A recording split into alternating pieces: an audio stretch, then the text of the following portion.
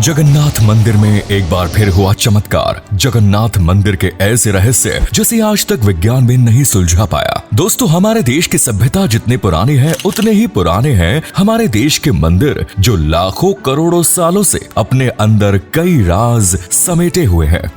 एक ऐसा ही मंदिर है उड़ीसा का जगन्नाथ मंदिर, जिसे धरती का बैकुंठ लोक भी कहा जाता है। इस मंदिर के बारे में कहा जाता है कि यहाँ हवा अपना रुख बदल लेती है। मंदिर के प्रवेश द्वार के अंदर दाखिल होने के बाद समंदर की आवाज सुनाई देना बंद हो जाती है। और तो और इस मंदिर को तमाम आक्रमणकारियों ने लूटा, लेकिन आज भी यह जस का तस खड़ा है। भगवान जगन्नाथ के इस मंदिर के कण कण में रोजाना चमत्कार होते हैं और यहाँ ऐसे ऐसे रहस्य छुपे हुए हैं जिससे दुनिया भर के वैज्ञानिक आज भी हैरान है। तो आइए जानते हैं क्या है वो अलौकिक रहस्य। लेकिन उससे पहले हमारे लिए ये जानना जरूरी है कि आखिर इस चमत्कारी मंदिर का निर्माण किसने और कब करवाया। दोस्तों, उड़ीसा के तटीय शहर पुरी में स्थित यह विश्व प्रसिद्ध मंदिर भगवान विष्णु के अवतार श्री कृष्ण को समर्पित है। यह अलौकिक मंदिर तकरीबन 800 साल से ज्यादा पुराना है। इसके बारे में कहा जाता है कि जब भगवान विष्णु ने द्वापर युग में श्री कृष्ण के रूप में अवतार लिया तो यह उनका मानव रूप था, इसलिए सृष्टि के नियम के अनुसार उनकी मृत्यु भी तय थी और उन्होंने महाभारत युद्ध के 36 साल बाद अपना देह त्याग कर लिया। लेकिन जब पांडवों ने उनका अंतिम संस्कार किया तो एक अद्भुत चीज देखने को मिली। भगवान से कृष्ण के शरीर के एक हिस्से को छोड़कर उनका पूरा देह पंच तत्व में विलीन हो गया। ये हिस्सा था भगवान श्री कृष्ण का हृदय, यानी कि दिल, जो कि किसी जिंदा इंसान के दिल की तरह धड़क रहा था। तभी वहाँ एक आकाशवाणी हुई कि यह ब्रह्मा का हृदय है, इसे समंदर में प्रवाहित कर दें। और पांडवों ने श्री कृष्ण के हृदय को समुद्र में प्रवाहित कर दिया। कहा जाता है कि समंदर में प्रवाहित श्री कृष्ण के हृदय ने एक लट्ठे का रूप ले लिया और पानी में बहते बहते उड़ीसा के समुद्र तक पहुंच गया। दोस्तों, उस दौर में राजा इंद्रद्युम्न भगवान जगन्नाथ के बहुत बड़े भक्त थे। उनके सपने में आकर श्री कृष्ण ने उन्हें समंदर में तैर रहे अपने लट्ठे रूपी आकार के बारे में बताया। सुबह जागते ही राजा इंद्रद्युम्न भगवान श्री कृष्ण की बताई हुई जगह पर पहुंचे और उन्हें वो लट्ठ वहीं पर दिखाई दिया, जिसके बाद उन्होंने लट्ठे को जगन्नाथ जी की मूर्ति के भीतर स्थापित कर दिया। दोस्तों, मान्यता है कि भगवान विष्णु का हृदय आज भी भगवान जगन्नाथ की काठ की मूर्ति के अंदर स्थापित है और बिल्कुल आम इंसान की तरह धड़क रहा है, जिसके रहस्य से कोई भी पर्दा नहीं उठा पाया। भगवान जगन्नाथ की मूर्ति को हर 12 साल में बदला जाता है। इसे दक्षिण में नव कलेवर और पूर्ण जन के नाम से जाना जाता है।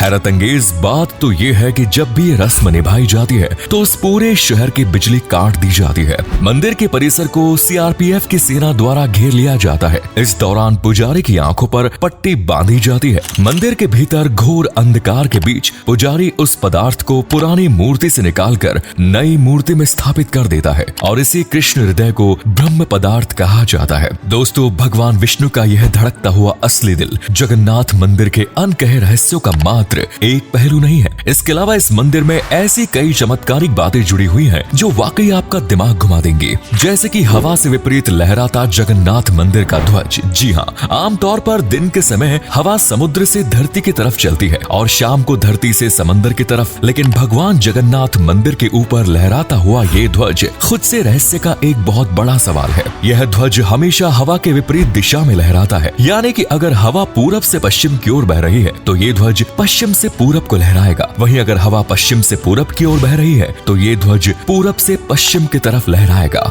अब ऐसा क्यों होता है, ये तो वैज्ञानिकों के लिए भी चुनौती है। इसके साथ ही हर रोज ध्वज को बदलने का नियम भी है, जिसे मंदिर का पुजारी मंदिर के ऊपर स्थापित ध्वज को उल्टा चढ़ाकर बदलता है ताकि ऐसा लगे कि यह सीधी दिशा में लहरा रहा है। ऐसी मान्यता है कि अगर किसी भी दिन इस ध्वज को नहीं बदला गया तो मंदिर अगले 18 सालों के लिए बंद हो जाएगा। दोस्तों, मंदिर के ध्वज के अलावा यहाँ की रसोई भी अपने अंदर कई राज समेटे हुए है। माना जाता है कि जगन्नाथ मंदिर की रसोई दुनिया की सबसे बड़ी रसोई है और यहाँ का सबसे बड़ा चमत्कार ये है कि यहाँ भगवान का प्रसाद पकाने के लिए 7 बर्तन एक के ऊपर एक रखे जाते हैं। ये बर्तन मिट्टी के होते हैं जिसके प्रसाद चूल्हे पर ही पकाए जाते हैं।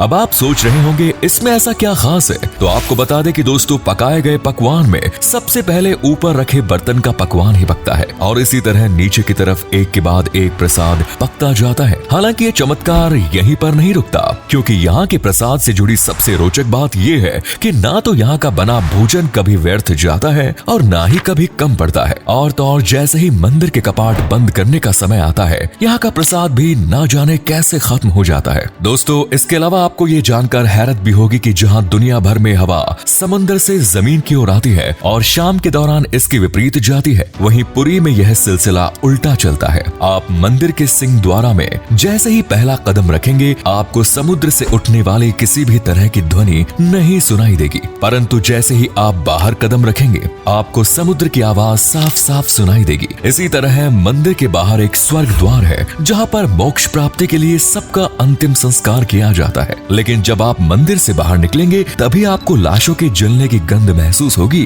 वरना भगवान जगन्नाथ के चरणों में रहकर इसका अनुभव कर पाना किसी के बस की बात नहीं। ऐसा लगता है मानो प्रभु ने कोई अदृश्य दीवार बिछा के रखी है, जो देवताओं के अलावा किसी को भी नहीं दिखाई देती। दोस्तों, शायद ही आपको पता हो कि यह दुनिया का सबसे ऊंचा और भव्य मंदिर है, जो कि तकरीबन 4 लाख वर्ग फुट में फैला हुआ है। इसकी लंबाई है 214 फुट। मंदिर के गुंबद को लेकर सबसे आश्चर्यचकित बात यह है कि इसकी परछाई कभी भी दिखाई नहीं देती। जरा सोच कर देखिए, कितने शानदार इंजीनियर होंगे हमारे पूर्वज, जिन्होंने ऐसी कमाल की कलाकारी को गढ़ा, जो कि अनेकों गगनचुंबी इमारत बनाने वाले आज के साइंटिस्ट और रिसर्चर्स के लिए माथे का पसीना बना हुआ है। दोस्तों, इस गुंबद के ऊपर एक सुदर्शन चक्र भी लगा हुआ है, जिसके बारे में कहा जाता है कि आप पुरी के किसी भी कोने में क्यों न खड़े हो, आपको यह चक्र हर जगह से दिखाई देगा। इस चक्र की बनावट इतनी अद्भुत है कि इसे किसी भी दिशा से देखने पर लगता है कि मानो आप इसके बिल्कुल सामने खड़े हैं। जानकारी के लिए बता दें कि चक्र को पुराणों में नील चक्र कहा गया है और यह हिंदू धर्म में काफी पवित्र भी है। वैसे तो आपने किसी भी मस्जिद, मंदिर या फिर बड़ी बड़ी इमारत के शिखर पर पक्षियों को बैठे जरूर देखा होगा, लेकिन पुरी के इस मंदिर के ऊपर से ना तो कोई प्लेन उड़ता है और ना ही कोई पक्षी मंदिर के शिखर पर बैठता है। हैरानी की बात तो यह है कि ये नो फ्लाई जोन का यह टैग यहाँ राज्य सरकार या फिर भारत सरकार ने नहीं लगाया, बल्कि खुद सृष्टि के पालनकर्ता जगन्नाथ स्वामी ने लगाया। यहाँ तक कि अगर गलती से कोई विमान या फिर कोई पक्षी